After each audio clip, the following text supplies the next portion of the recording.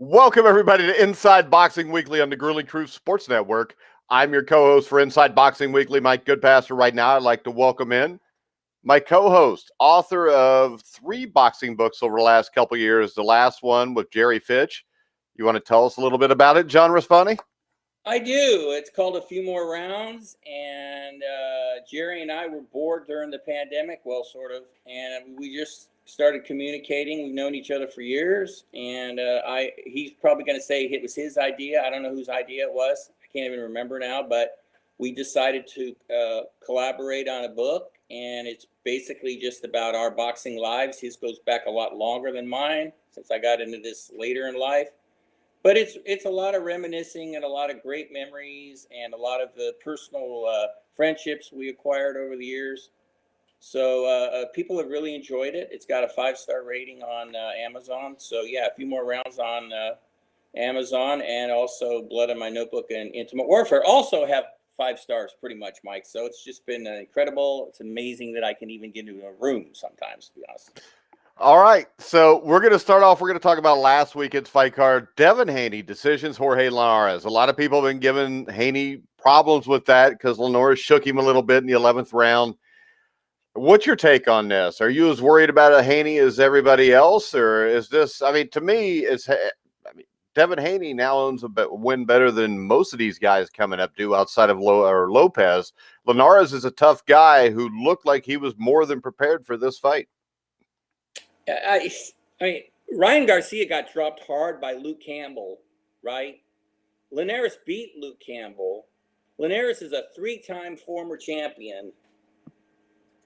Yeah, he got wobbled, he got hurt, but it was more because of the way he was fighting, I think. If he had fought like he's been fighting, and people were complaining where he was boxing more, he stayed in the pocket and he got clipped. And Linares got 29 knockouts. It's not like he's some Paulie Malignaggi guy who can't punch. So I think it's much ado about nothing. I read somewhere that somebody said he was chinny. I'm like, you're chinny after getting wobbled once? Kind of reminded me of a guy I'm wearing a shirt here for. Andre Ward got wobbled in an earlier fight in his career, and suddenly he didn't have a chin. So I just think it's a massive overreaction. I think he looked really good for 8 or 9 rounds. I mean, super sharp. His jab was on point. He was beating up a fast, sharp Linares. Okay, he's older, sure, but he still looked good. Still the guy who knocked down Lomachenko. Still the guy who's a former champion, like I said. So I just think it's the social warriors overreacting like they're prone to do. Big win for Haney. Wanted the knockout, didn't get it. But it's a win. And Mike, the only thing that bothers me about Haney, honestly, and his team, is they seem overconfident to me. You know, I mean, too cocky. You got to have confidence. I know that. Yeah, I like to know where they got the Bundini Brown impersonator. I see. That's the kind of stuff I just don't understand. And then Haney in the ring after the fight, talking to Linares, telling him, "Hey man, you didn't even win a round." It's like, come on, Devin, come on. You know, you can learn from this. Don't ignore the fact that you got wobbled. He said afterwards he wasn't hurt. He was hurt. He was hurt. So learn. Don't be stubborn, and don't have guys whispering in your ear that it was nothing and all this. To me, that's the biggest thing. What did he gain from this as far as here? And if he learned something privately, okay. But if he didn't, and he thinks, well, you know, nobody can hurt me. Try saying that to Teofimo Lopez. Yeah, because from what I saw, Teofimo Lopez will whoop his ass. Teofimo Lopez beat Vasily Lomachenko.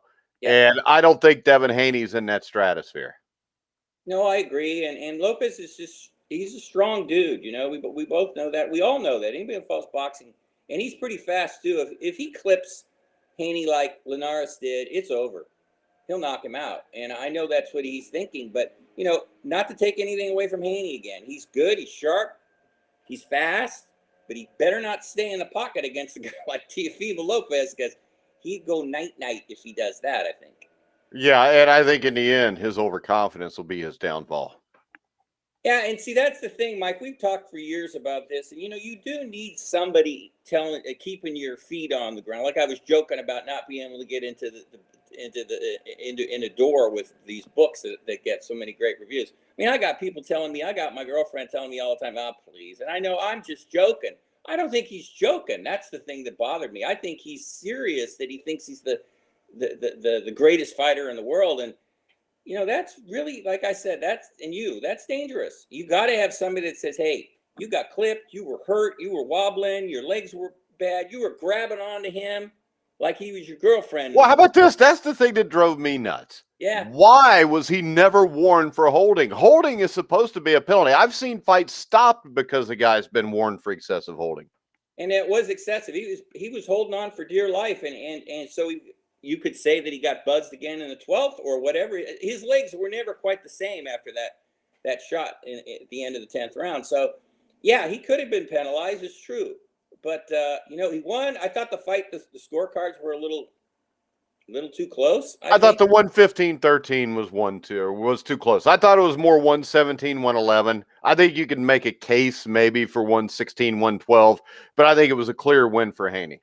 Oh, yeah, for sure. Maybe 116-112. Yeah, no way 115-113. That one, my eyebrows went up on that one. 117-11 is pretty much unofficially what I had, and I was writing about it. I wasn't so much scoring it, but you still kind of keep score in your brain while you're watching it. So when they said 115-113, I was like, wow, I must have missed something because I didn't see it as that close. Well, it's boxing. Did it shock you when somebody was 115? I was just shocked that it wasn't a split decision. Didn't shock me because, right, like you said, it's boxing, but I still was kind of like, But yeah, because there's been lots of times I thought, oh well, that's over, and then they're saying the fight's a draw, and Haney came in pretty much as the A side, and I hate all that crap about A side and B side because then you're always thinking, well, the judges are going to be looking at the A side and leaning towards them. I hate all that, but I know it's a reality, but that doesn't mean I got to like it. So, it's still a good, solid win for Haney, and we'll see where he goes next. All right, next up, we got a guy who you thought was going to be heavyweight champion of the world. I tried to warn you about it, but Daniel Dubois is back after his beating at the hands of Joe Joyce late last year, I believe it was. But he will fight Bogdan Dinu. I mean, I would worry about saying his name right or wrong, but I don't think we're ever going to talk about Bogdan Dinu again. But Bogdan did get knocked out by Kurbit Polev and Jarrell Miller, and he beat Osborne Machamana. So there you go. Very good. And by the way, there was this guy I know by the name of MG. That's his initials, MG. Mike Goodpastor, that was pretty much agreeing with me. But we weren't saying he was going to be a heavyweight champion, Mike. Come on, we were saying he was good. And he was a good prospect, and he was solid. We liked him. Actually, if you're good, it means you got a decent shot to win the heavyweight championship. Well, right his now, point, he still might win the heavyweight championship. He might. Yeah, I mean, they're talking about if he wins Saturday, any better. If he doesn't win Saturday, then it's pretty much done for him. I hate to say that, but it is. You can't beat this guy, who I'm not even going to attempt to pronounce his name. Then it's over for you. I would think, unless you want to be a journeyman, get beat by pretty much everybody at 23 years old. I can't see him going anywhere else. He should win, and he might get a crack at the WBA crown, which is WA assholes. I mean, I don't know. Is that the Trevor Bryan Award? Yes, that's the ridiculous one. So, but I like Dubois. I still like him. He was winning on 2 of the scorecards against Joyce, so it wasn't like he got blown out by the guy. I just thought he was a better fighter than Joyce, and Joyce is the one that really surprised me. He showed a lot more skill in there than he looked like a big robot to me in a lot of his fights. I was seeing a lot. He is a silver medalist, though, so I had to rethink him. But Dubois young. Hopefully, what we just said about Haney, Mike, hopefully he learned from this, and he'll be better. But, he's got to learn how to duck the jab, because that was what was really giving him crazy, making it crazy for him in that fight with Joyce, is that he couldn't duck. So I wrote an article, and I said, everyone's going to be going for the eye. I mean, that's boxing. So hopefully for the last few months while his eye was healing, and then when he got back in camp, him and his trainer, he's with Shane McGuigan now, they worked on a little defense, and he can bob and weave a little and not stay in the straight line where he can get popped with a jab over and over again.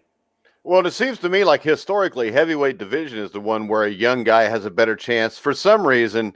I mean, all the way back to Joe Louis, the guys like Mike Weaver, Ernie Shavers, guys who in their career got a lot better quickly after a few losses.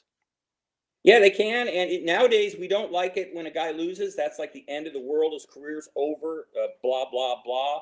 But as we saw with Canelo, we've talked about this, he learned a lot when he lost to Floyd Mayweather. A lot. He even took from what he lost and emulated him with the shoulder roll and things like that. Can be the best thing that could ever happen to you, even though it's hard for fighters to admit it. And the injury was hideous, the whole eye thing and the orbital bone and all that. And it's good that he's fighting again. But if he learned that what he was doing is fine against a certain level of fighters, but when he moves up, he's got to bring his game up too. If he learned about that, that's good. If he didn't, then it's just going to be the old saying about those who don't learn from history are doomed to repeat it. Basically, that was paraphrasing it.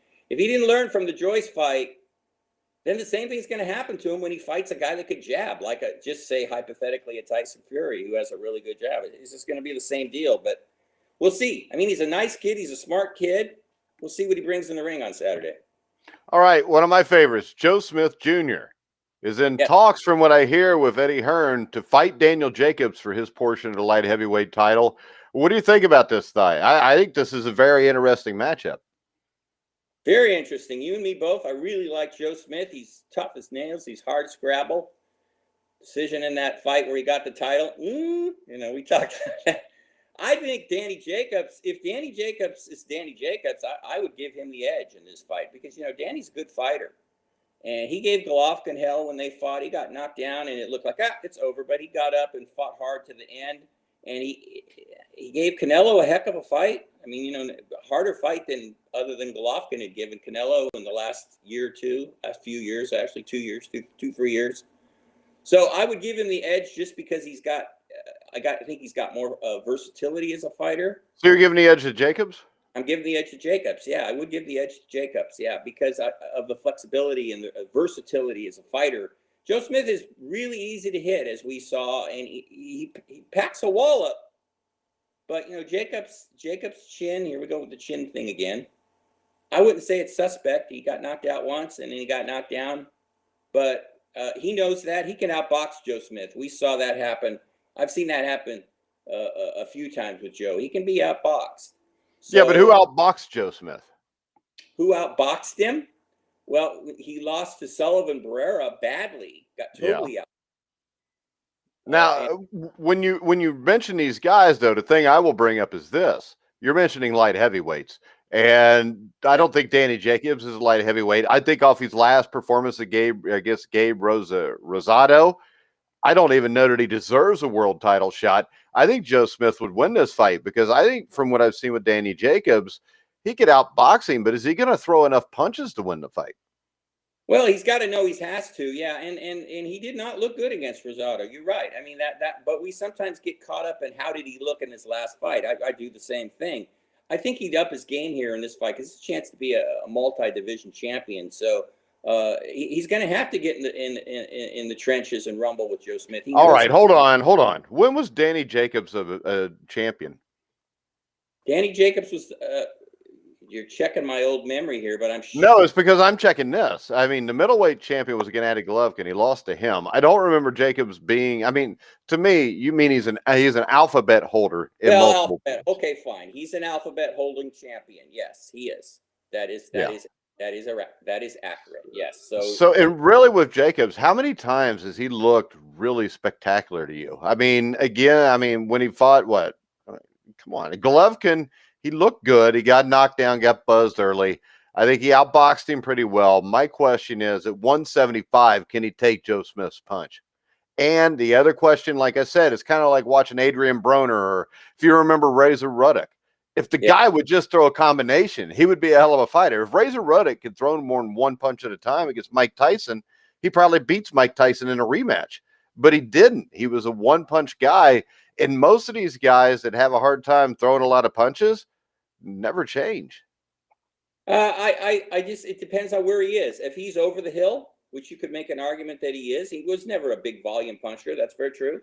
But I think he's just more versatile than Joe, and he could outbox him if he's willing to gamble a little bit. But you're right. If he doesn't throw punches, he'll lose.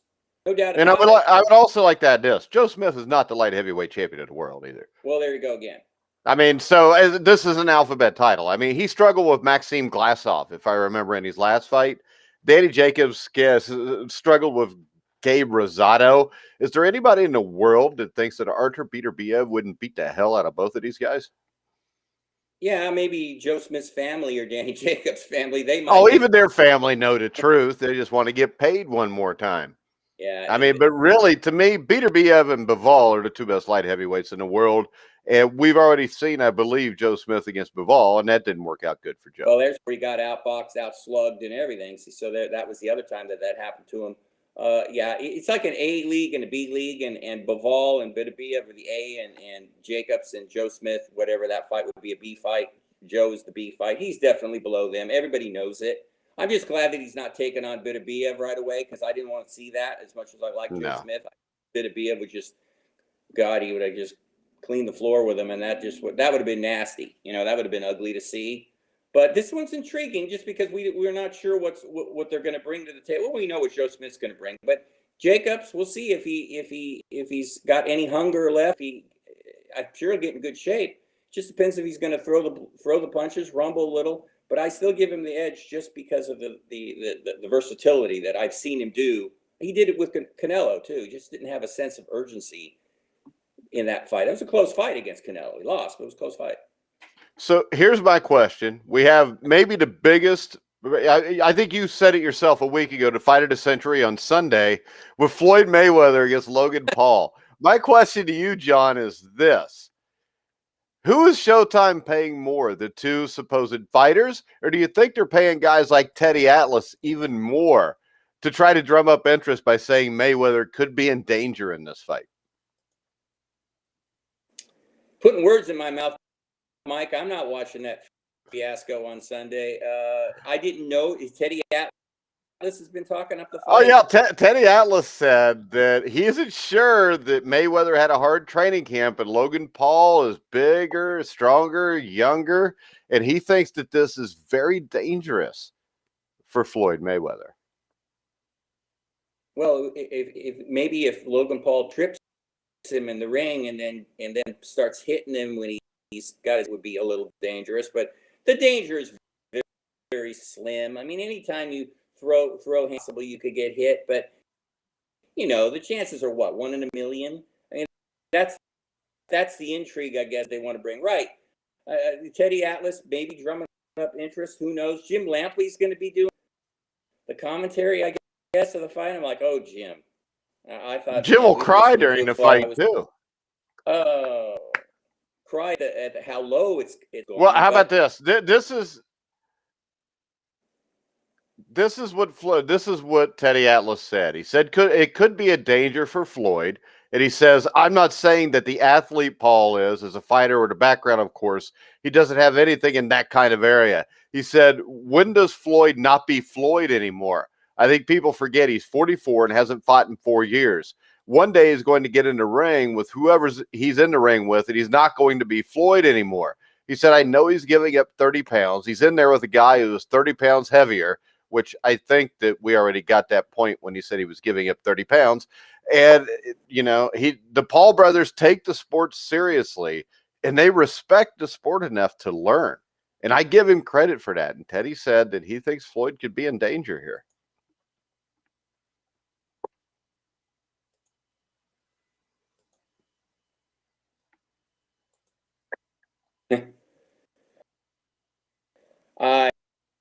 It's just a big money grab. And the other thing too is Floyd Mayweather has an incredible amount of pride. I mean, he's not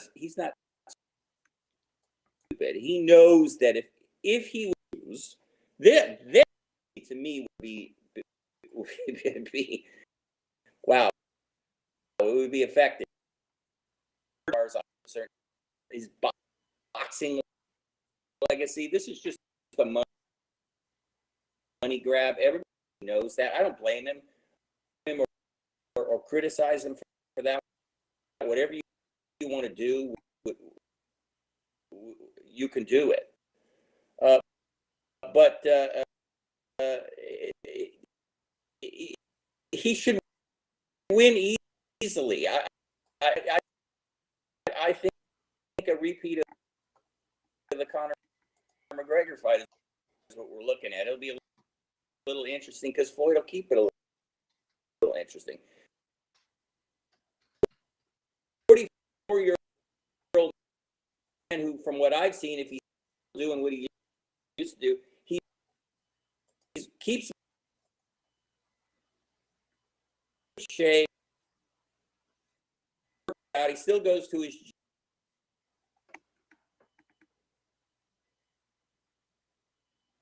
doing You there? that. You there, John? All right, guys. John's responding feed is froze up, it looks like. So, John, if you can hear me. John, can you hear me?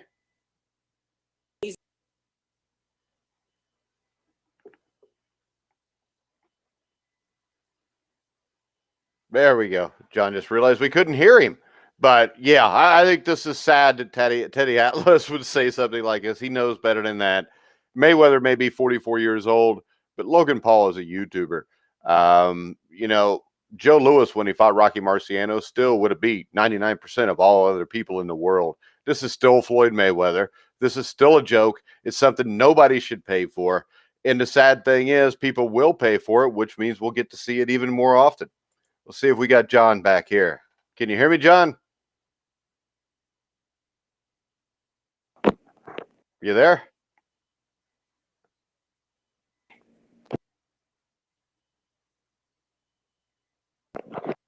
John.